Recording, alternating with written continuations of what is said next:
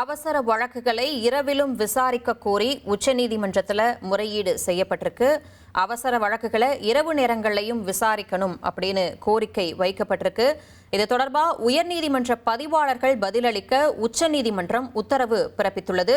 இது தொடர்பான கூடுதல் விவரங்களோடு இணைகிறார் செய்தியாளர் வெங்கடேசன். வணக்கம் வெங்கடேசன், இந்த வழக்கு தொடர்பான விரிவான தகவல்களை பதிவு பண்ணுங்க. வணக்கம். வழக்கறிஞர் மகேர் ராவஷ் ஜெயின் தாக்கல் செய்த பொதுநல மனுவை உச்சநீதிமன்ற தலைமை நீதிபதி சூரியகாந்த் தலைமையிலான அமர்வு விசாரித்தது. அவரது சார்பில் வைக்கப்பட்ட வாதங்களை பார்த்தோம் என்றால், ஒருவர் மாலை 6 மணிக்கு ஒரு அவசர மனுவை தாக்கல் செய்தால் அதை அடுத்த நாள் காலை வரை காத்திருக்க வேண்டும். அந்த மனு தொடர்பான விசாரணை மறுநாள் தான் நடைபெறும். நீதி வேண்டி வரும் சாமானிய மக்களின் நிலையை எவ்வாறு அது மாறும் என்ற ஒரு கேள்வி எழுந்துள்ளது. இந்த நிலை என்றால் சாமானியர்கள் பல நாட்கள் காத்திருக்க வேண்டிய நிலை ஏற்பட்டுள்ளது. மேலும் இந்த விவகாரத்தில் ஒரு ஏற்பாடு இரவு நேரங்களிலும் அவசர வழக்குகளை உயர்நீதிமன்றங்களிலும் உச்சநீதிமன்றத்திலும் இருக்கும் வகையில் செய்ய வேண்டும் என்று வாதிட்டார். அப்போது தலைமை நீதிபதி விடுமுறை நாட்களில் கூட 5 கோடைக்கால விடுமுறை அமர்வு என்பது உச்சநீதிமன்றத்தில் உருவாக்கப்பட்டது.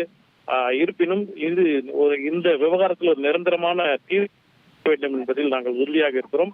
இது குறித்து ஆக்கப்பூர்வமான ஆலோசனைகளை வழங்குமாறு மனுதாரருக்கு தெரிவித்தார். அப்போது மத்திய அரசின் தலைமை சொலிசிட்டர் ஜெனரல் துஷார் மேத்தா ஒவ்வொரு விஷயத்தையும் உச்சநீதிமன்றத்திற்கு கொண்டு வருவதை காட்டிலும் அனைத்து உயர்நீதிமன்றங்களுக்கும் இதற்கென தனித்தனி வழிகாட்டு நெறிமுறைகளை உருவாக்கலாம் என்ற ஒரு யோசனையை தெரிவித்தார்.